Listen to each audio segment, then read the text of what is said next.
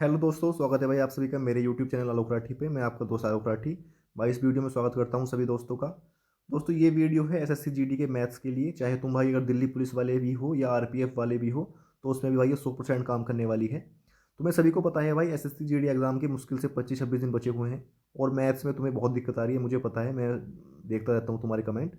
ठीक है, तो ये वीडियो ऐसी है, इस वीडियो के अंदर जो टॉपिक मैं बताने वाला हूँ, अगर तुमने सिर्फ अब भी वे टॉपिक भी कर लिए, अगर तुमने अभी भी नहीं पढ़ा है कुछ और अगर वे टॉपिक भी कर लिए तो 15+ की गारंटी मैं देता हूँ भाई। 15 क्वेश्चन से कम तुम्हारे नहीं रहेंगे।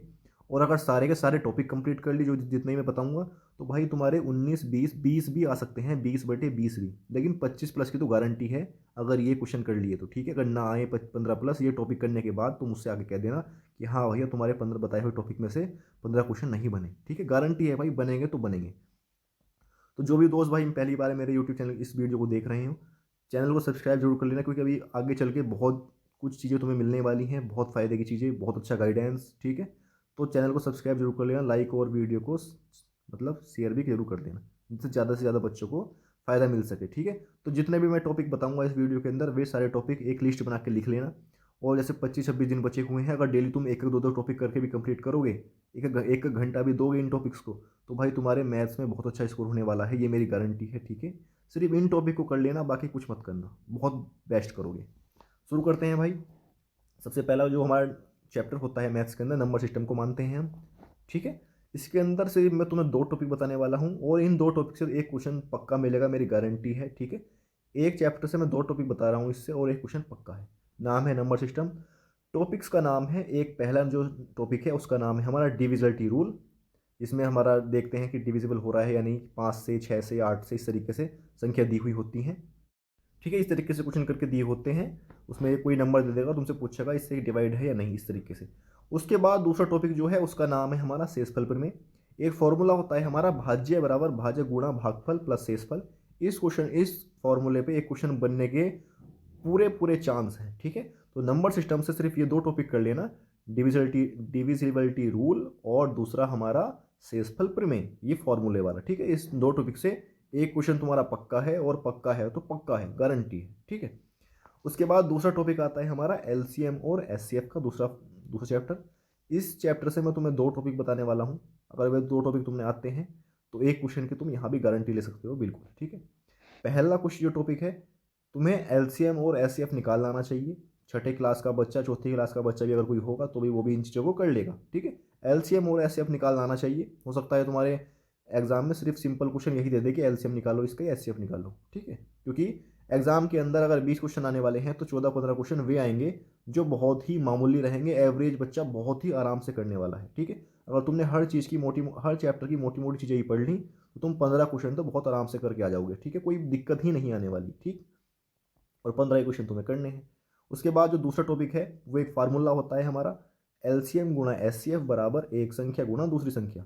इन दो टॉपिक्स को तुम कर लेना एलसीएम और एचसीएफ से, इससे बाहर क्वेश्चन नहीं जाएगा, मुश्किल ही सही जाएगा, तुम्हारा एक नंबर यहाँ से पक्का हो जाएगा, ये मेरी गारंटी है। ठीक है, तो दो चैप्टर हो गए हैं और दो चैप्टर से भाई दो क्वेश्चन तुम्हारे पक्के कर दिए मैंने।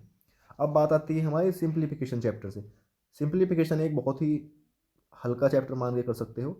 बड़े क्वेश्चन एसएससी जीडी में अब नहीं पूछ रहा है, इसमें बहुत लंबी कैलकुलेशन होती थी। अब तुमसे वो बहुत छोटे क्वेश्चन पूछ रहा है, मुश्किल से गुणा भाग प्लस जोड़ घटा देता है और कुछ नहीं दे रहा उसमें, बटे वाले क्वेश्चन में नहीं देता। इस चैप्टर से भाई तुम्हारे 2 से 3 क्वेश्चन आने की पूरी पूरी संभावना है। इस चैप्टर को अच्छे तरीके से कंप्लीट कर लेना, हल्का चैप्टर है, क्वेश्चन बन जाए। ठीक है, तो सिंप्लीफिकेशन चैप्टर यानी सरलीकरण को अच्छे तरीके से कंप्लीट कर लेना है, आसान चैप्टर है। 2 से 3 क्वेश्चन तुम यहाँ से पक्के कर सकते हो भाई, बहुत ही आराम से। चौथा चैप्टर आता है हमारा एवरेज का। एवरेज चैप्टर एक ऐसा है, उसे तुम इजी टू मॉडरेट रख सकते हो, यहाँ से आसान क्वेश्चन भी बन सकता है और थोड़ा सा अच्छा लेवल का क्वेश्चन भी बन सकता है। तो भाई अगर तुम्हारे पास टाइम है तो एक बार इस चैप्टर को अच्छे तरीके से कंप्लीट कर लेना, क्योंकि यहाँ से क्वेश्चन आना तो आना है ही, वो तो तय है। तुम अच्छे तरीके से कर लोगे तो तुम्हारे लगभग 2 क्वेश्चन भी यहाँ से गारंटी से पक्के हो सकते हैं। ठीक है, तो एवरेज चैप्टर को भाई तुम अच्छे तरीके से कंप्लीट कर लेना। अब बात आती है परसेंटेज चैप्टर, जो कि हमारे मैथ्स का सबसे ज़्यादा इंपॉर्टेंट चैप्टर है और इस चैप्टर से सबसे ज़्यादा क्वेश्चन भी आते हैं। उसका नाम है परसेंटेज, प्रतिशत। लगभग 3 से 4 क्वेश्चन, 20 क्वेश्चन तुम्हारे आएंगे। उन 20 में से 3 से 4 क्वेश्चन तुम्हारे सिर्फ इस अकेले चैप्टर से मिलने वाले हैं, नाम है परसेंटेज। उसके मैंने तुम्हें 5 टॉपिक बता रहा हूँ, इन 5 टॉपिक को कर लेना, तुम्हारे 3 से 4 क्वेश्चन पक्के हो जाएंगे गारंटी से। पहला टॉपिक जो होता है वो होता है परसेंट में कम अधिक देगा, कि ए की आय बी से 10% अधिक है, बी की आय सी से 10% कम है, इस तरीके से पहला टॉपिक हो गया। दूसरा टॉपिक का होता है घटा मूल्य, प्रारंभिक मूल्य, ये एक टॉपिक होता है।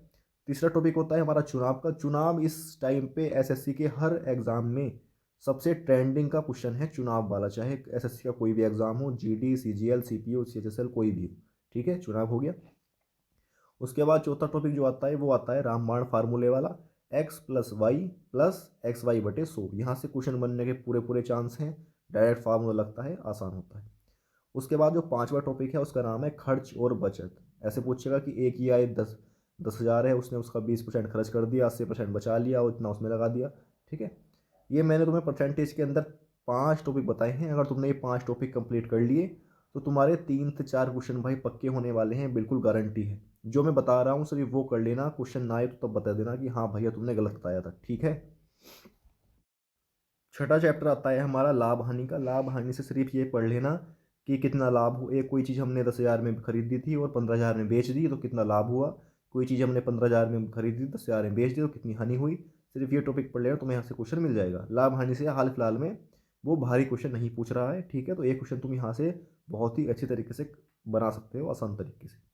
अगला चैप्टर आता है हमारा डिस्काउंट का। डिस्काउंट चैप्टर से एक क्वेश्चन आना तय है। क्वेश्चन आएगा रामबाण फार्मूले पे।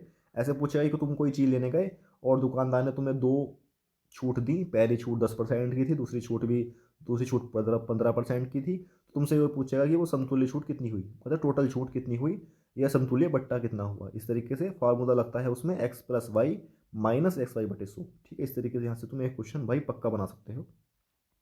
उसके बाद चैप्टर आता है रेशियो। रेशियो चैप्टर से एक क्वेश्चन मैं तुम्हें गारंटी देता हूँ, लिख लो कि यहाँ से आना ही आना है हर शिफ्ट में।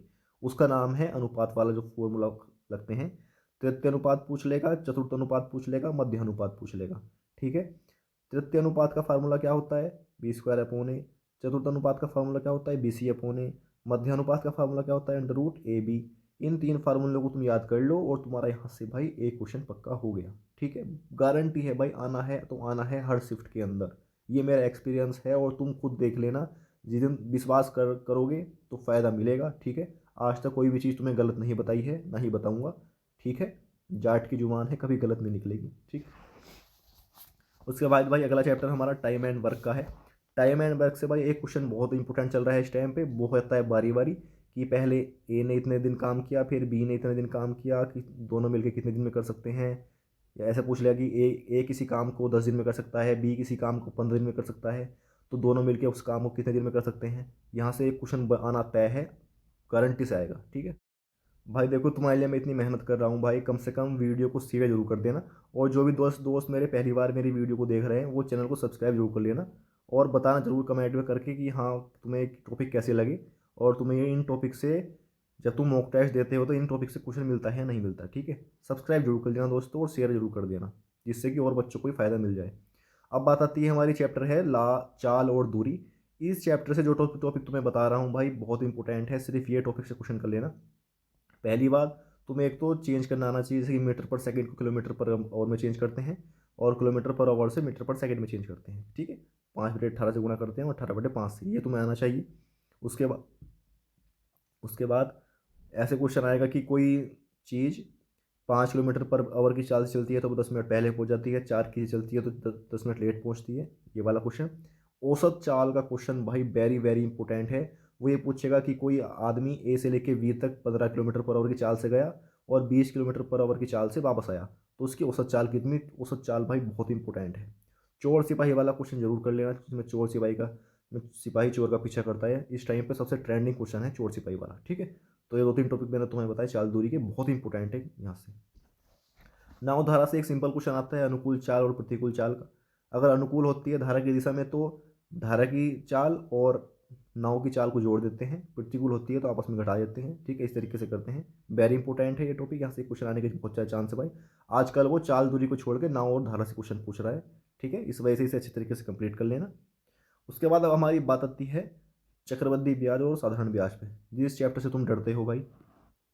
साधारण ब्याज का तुम सिर्फ सिंपल वाला फार्मूला याद कर लेना, ब्याज बराबर मूलधन गुणा दर गुणा समय बटे 100, ब्याज बराबर PRT बटे 100। यहाँ से क्वेश्चन तुम्हारा साधारण ब्याज का बन जाएगा। यहाँ से ही क्वेश्चन पूछ रहा है वो, इससे अलावा कोई भारी क्वेश्चन नहीं पूछ रहा, किस्त वगैरह का नहीं पूछ रहा। चक्रवृद्धि ब्याज का अगर मैं तुम्हें सबसे ज़्यादा इंपॉर्टेंट क्वेश्चन बताऊं तो उसका नाम है अंतर वाला, कि 2 साल का तुम्हें साधारण ब्याज दे देगा वो, और 2 साल का चक्रवृद्धि ब्याज दे देगा, दर दे देगा, और इस तरीके से करके तुमसे अंतर वगैरह पूछता है वो। ठीक है, 2 साल का अंतर और 3 साल का अंतर। 2 साल का अंतर पूछेगा तो उसमें फार्मूला क्या लगता है, अंतर बराबर PR² / 100 का स्क्वायर। अगर वो 3 साल का अंतर तुमसे पूछेगा तो कौन सा फार्मूला लगेगा, PR² ब्रैकेट में 300 + R/100 ठीक है। CI के चक्रवृद्धि ब्याज के अंदर सबसे जो इंपॉर्टेंट टॉपिक है वो यही है, वो तुमसे दोनों ब्याज का अंतर पूछेगा। ठीक है, तो साधारण ब्याज और चक्रवृद्धि ब्याज दोनों के मैंने तुम्हें क्वेश्चन बता दिए हैं टॉपिक। अब बात आती है हमारी 2D और 3D यानी मेंसुरेशन से। तो मेंसुरेशन में दोस्तों तुम्हें क्या करना है, दोस्तों मेंसुरेशन के अंदर भाई तुम सभी टॉपिक्स के इंपॉर्टेंट फॉर्मूले याद कर लेना। जैसे कि हमारा बेलन हो गया, शंकु हो गया, घन हो गया, घनाभ हो गया। ठीक है, अगर तुमने इनके गोला हो गया, अगर तुमने सिर्फ इनके क्वेश्चन भी मतलब फॉर्मूले भी याद कर लिए तो तुम बहुत ही आराम से मज़े में क्वेश्चन बना के आओगे, क्योंकि 3D से वो बहुत आसान क्वेश्चन पूछ रहा है सिर्फ फॉर्मूला बेस्ड। ऐसे दे देगा कि त्रिज्या दे रखी है 5, ऊंचाई दे रखी है 6, तो बेलन का आयतन बताओ। इस तरीके से करके भाई वो डायरेक्ट फार्मूला पूछ रहा, फार्मूला बेस्ड क्वेश्चन पूछ रहा है, गहराई से बिल्कुल नहीं पूछ रहा। दोस्तों एसएससी जीडी के अंदर मैथ्स का लेवल बहुत ही अच्छा आ रहा है, करने लायक, बहुत ही आसान, डरने वाली बात बिल्कुल नहीं है। अगर तुम मेरे बताए हुए ये टॉपिक करके चले जाओगे तो तुम भाई कम से कम 18 से लेके 20 क्वेश्चन भी कर सकते हो। 15 क्वेश्चन तो तुम बहुत ही आराम से कर लोगे, जिनमें तुम्हें कोई दिक्कत आएगी ही नहीं। अगर ये टॉपिक कर लिया तो 15 प्लस बहुत आराम से। देखो तुमने पूरा साल पढ़ा होगा मुझे नहीं पता, लेकिन अगर तुमने ये टॉपिक कर लिए मेरे बताए हुए तो 15 प्लस क्वेश्चन भाई तुम बहुत आराम से करके आओगे। हो सकता है 18 से लेकर 20 तक भी पहुंच जाओ अगर तुम्हारी किस्मत अच्छी हुई। ठीक है, क्वेश्चन पेपर आसान आ रहा है, कोई दिक्कत वाली बात नहीं है। ठीक है दोस्तों, तो भाई वीडियो को शेयर जरूर कर देना सभी बच्चों में, जिस जो भी भाई मैथ्स में दिक्कत ले रहे हैं, तुम्हारे दोस्त, तुम्हारे भाई बहन। ठीक है, और जितने भी मेरे दोस्त भाई वीडियो को देखा हो, चैनल को सब्सक्राइब जरूर कर लेना। मुझे भी अच्छा लगता है भाई आप सभी सब्सक्राइब करते हो, चैनल को लाइक करते हो, मेरी वीडियो कमेंट करते हो, तो मुझे भी अच्छा लगता है कि हाँ अगर मैं मेहनत कर रहा हूँ तो तुम्हें वो चीज़ें अच्छी लग रही हैं और उससे फ़ायदा पहुँच रहा है। ठीक है, तो भाई इस चैनल को सब्सक्राइब जरूर कर लेना और वीडियो को लाइक और शेयर कर देना, और बताना जरूर कि ये टॉपिक कैसे लगे, और इन सभी टॉपिक को अच्छी तरीके से कंप्लीट करो, मेहनत करो, और इस बार भाई नौकरी जरूर लेनी है। और जो हमारी लास्ट लाइन रहती है हमेशा, इस बार फौजी बन के दिखाना है सभी को। जय हिंद दोस्तों।